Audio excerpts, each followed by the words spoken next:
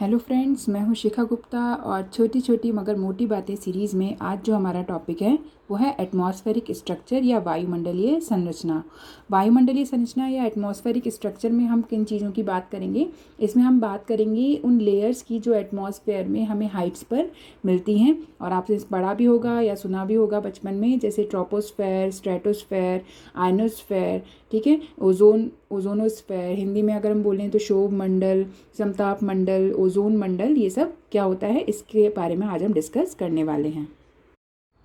दोस्तों, पृथ्वी की जो वायुमंडल है उसमें हम बेसिकली 4 परतों को डिस्कस करेंगे, 4 लेयर्स को डिस्कस करेंगे और उसके उन चारों लेयर्स के बाहर का जो भाग होता है उसे हम एक्सोस्फेयर या बरही मंडल कहते हैं, जहां हम ये मानते हैं कि पृथ्वी का वायुमंडल समाप्त हो चुका है। इस क्रम में सबसे पहले हम डिस्कस करेंगे ट्रोपोस्फेयर या शोभ मंडल। ट्रोपोस्फेयर जो है पृथ्वी के सतह के या सरफेस के सबसे पास की लेयर होती है, वायुमंडल की सबसे पास की परत होती है और इसकी हाइट जो होती है, एवरेज हाइट 8 किलोमीटर होती है, लेकिन ये 18 किलोमीटर तक हो सकती है। ऐसा क्यों होता है? क्योंकि जो ट्रोपोस्फेयर होता है या शोभ मंडल होता है वो बना होता है बहुत सारे गैसेस, डस्ट पार्टिकल और जितनी भी जो हवा के साथ हमें उड़ते हुए जितने भी पदार्थ या कण दिखते हैं वो सब इसी परत में, इसी लेयर में पाए जाते हैं। और इसी वजह से सारी वायुमंडलीय घटनाएं जैसे बारिश होना, आंधी आना, तूफान का आना, ये सब इसी मंडल में होते हैं। अब क्योंकि जलवाष्प भी इसी परत में या इसी मंडल में पाई जाती है तो इसका, और आपको पता ही कि जलवाष्प कैसे बनती है, पानी जब गर्म होता है तो उससे जलवाष्प बनती है। तो और सबसे ज़्यादा तापमान हमें मिलेगा इक्वेटर यानी भूमध्य रेखा पर। तो भूमध्य रेखा पर सबसे ज़्यादा जलवाष्प मिलेगी और सबसे ज़्यादा ऊंचाई तक जलवाष्प या वाटर वेपर हमें देखने को मिलेगी। इस कारण जो विषुवत रेखा है, भूमध्य रेखा, इक्वेटर है, उस पर हमें ट्रोपोस्फेयर यानी शोभ मंडल की ऊंचाई अधिक मिलती है, लगभग 18 किलोमीटर तक भी मिल सकती है। वहीं अगर हम पोल्स की बात करें तो या ध्रुवों की बात करें तो वहाँ तापमान काफ़ी कम होता है और इस वजह से जो है वहाँ पर जलवाष्प या ये गैसेस जो हैं वो भारी होकर नीचे बैठ जाती हैं और हमें ट्रोपोस्फेयर की ऊंचाई कम मिलती है। इस परत की एक और ख़ास बात है नॉर्मल लैप्स रेट यानी सामान्य ह्रास दर। यानी इस परत में जैसे जैसे हम ऊंचाई पर जाते हैं तापमान घटता जाता है और तापमान की घटने की सामान्य ह्रास दर या नॉर्मल लैप्स रेट क्या है, 6.5 डिग्री सेल्सियस पर किलोमीटर, यानी 1 किलोमीटर पर तापमान जो है 6.5 डिग्री सेल्सियस घट जाता है। अगला है दोस्तों स्ट्रेटोस्फेयर या समताप मंडल। यह वो मंडल है जहाँ अधिकतर प्लेन, जेट प्लेन एक्सेट्रा चलते हैं, क्योंकि यहाँ लगभग जो है वायुमंडलीय घटनाएं अनुपस्थित, एब्सेंट मानी जाती हैं।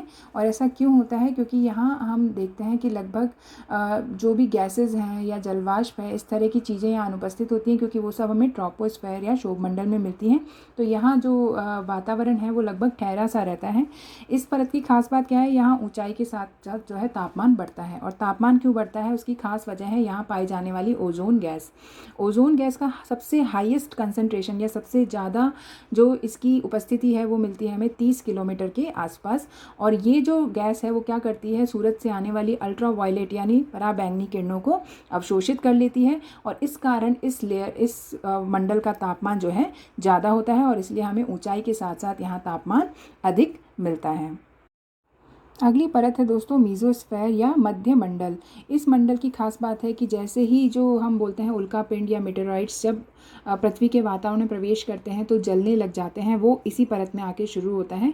यहाँ जैसे ही मेटेरॉइड या उल्कापिंड प्रवेश करते हैं इस परत में वो जलने लग जाते हैं और इस वजह से पृथ्वी तक आते आते बहुत छोटे हो जाते हैं।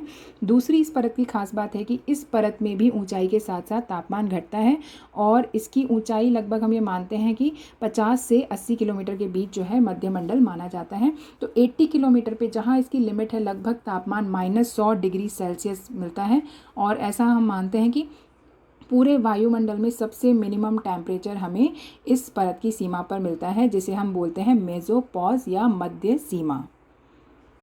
इस क्रम में लास्ट मंडल है दोस्तों थर्मोस्फेयर या तापमंडल और इसकी खास बात यह है कि इसमें ऊंचाई के साथ साथ तापमान बढ़ता जाता है और बहुत अधिक तापमान यहाँ हम देखते हैं, लेकिन वो तापमान हमें महसूस नहीं होता क्यों? क्योंकि यहाँ पे वायुमंडल का अभाव होता है।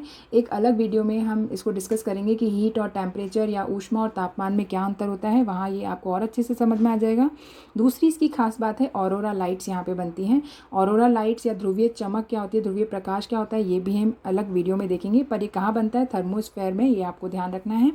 और इसकी आखिरी खास बात है यहाँ पर आयनोस्फेयर इसी मंडल का भाग है, जो कि लगभग 80 किलोमीटर से 400 किलोमीटर के बीच में मिलती है। और आयनोस्फेयर यानी आयन मंडल की विशेष बात यह है कि पृथ्वी से जाने वाली रेडियो तरंगें यहाँ से टकराकर वापस पृथ्वी पर लौट आती हैं, जिसकी वजह से हमारे रेडियो, FM एट्सेट्रा काम करते हैं।